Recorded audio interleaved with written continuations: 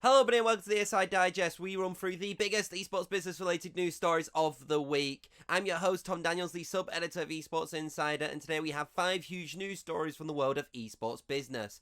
In today's ESI Digest, we're going to be covering 100 Thieves acquiring peripherals brand Higround, FACEIT and Gucci announcing a grassroots esports campaign partnership, Endpoint CeX launching a fan token on Socios, Team Liquid partnering with Hercules Tires for a Rocket League event. Finally, we're going to be talking about Wisdom Gaming debuting an esports broadcast studio at the Mall of America. So, let's get into the digest. Our first story of the ESI Digest sees us talk about North American esports organisation 100 Thieves announcing the acquisition of gaming keyboard brand Higround.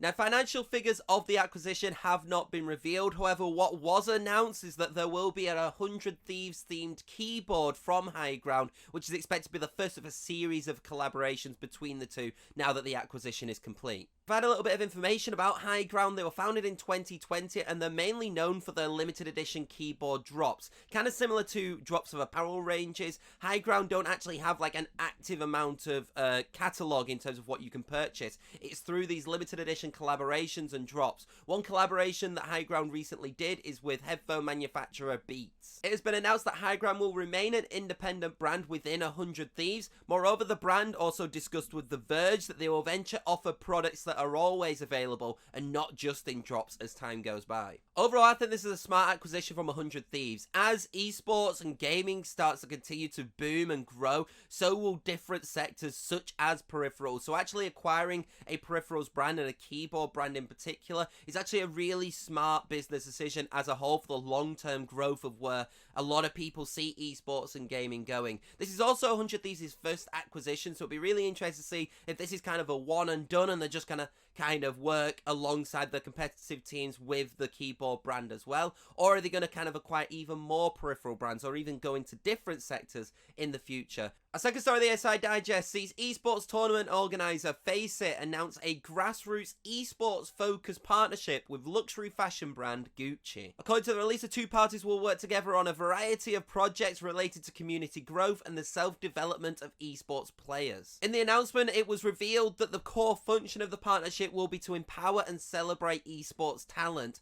As a result, FACEIT and Gucci will support the growth of players that climb the ranks of FACEIT and the FACEIT Pro Leagues. In addition, the companies will also work together to amplify the current stars that are positive role models within the industry in order to continue to support the grassroots esports scene. There's not much more to say about this partnership, however, I do think it's very significant because this is a fashion brand and an esports entity kind of coming together, which hasn't really got that fashion influence that we see. Normally there is some sort of apparel range or merchandise collaboration, and there may still be things like that in the future, but this partnership definitely seems to be focused on the grassroots esports scene, and that is really refreshing to see. This partnership also highlights Gucci's next step in its esports integration. Obviously they had the 2020 Fnatic Gucci partnership, which was very well documented, very well publicized, and now they seem to be going into more of a grassroots esports level in terms of garnering attention for themselves and also developing an esports scene as well.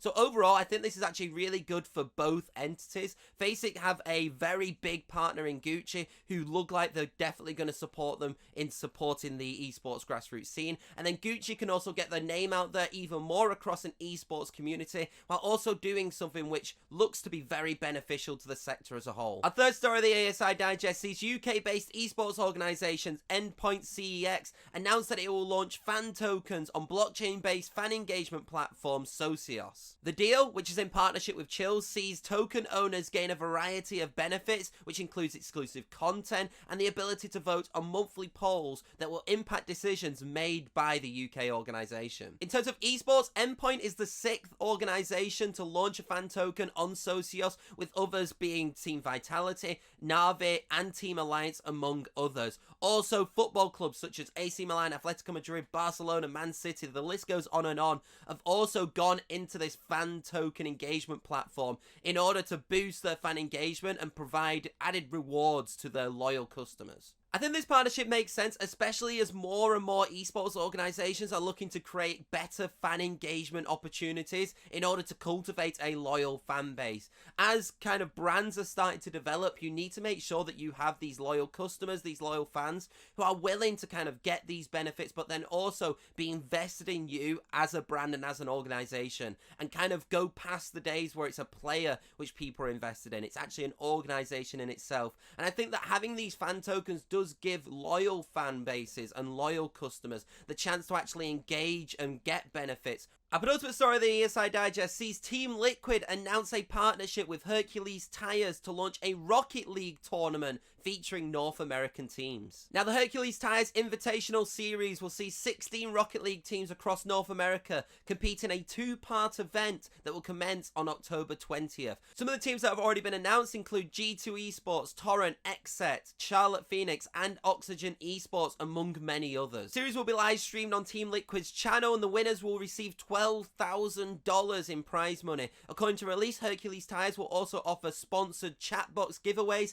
and a virtual tailgate throughout the tournament as well. While this story is really short and sweet, I do think that it's actually a really big partnership between Team Liquid and Hercules Tires. I think going into Rocket League, given Hercules Tires being a tire manufacturer, makes complete sense, and it does show awareness of how you can tie certain esports titles with brand partnerships as well. I think already having a strong lineup of participants is also going to be very beneficial to seeing how successful this tournament is, and given the likes of the names that I've already mentioned, I think that they've already hit the nail on the head in terms of bringing in great North American Rocket League teams. Finally, it'd be interesting to see that if this partnership is successful, will we see Team Liquid and Hercules Tires collaborate again on future series within Rocket League and possibly in other titles in the future. And last but not least on the ESI Digest, digital media and entertainment production company Wisdom Gaming has announced a partnership with Mall of America. Now, as part of the long-term deal, Wisdom Gaming will debut an 18,000 square foot broadcast studio and an esports venue on level 4 of Mall of America.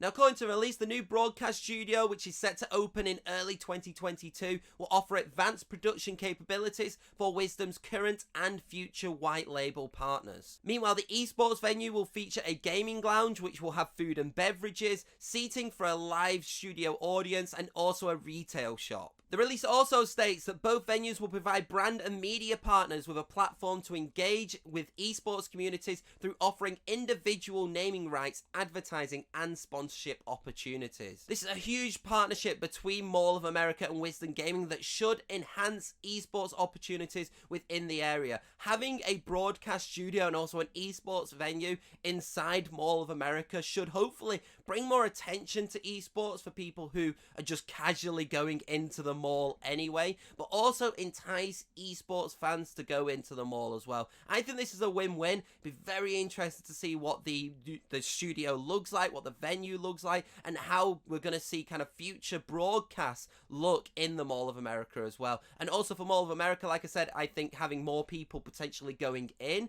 also increases retail consumption, hopefully within the mall as well. So I think this is a win-win for either sides. And that's it for this week's ESI Digest. If you do want to catch up on any of the stories that I have covered, then don't forget to head over to Esports Insider's website. Also, don't forget to follow us on LinkedIn and Twitter. Also, subscribe on YouTube and wherever you're listening to me from now. Until then, though, I'll see you next week.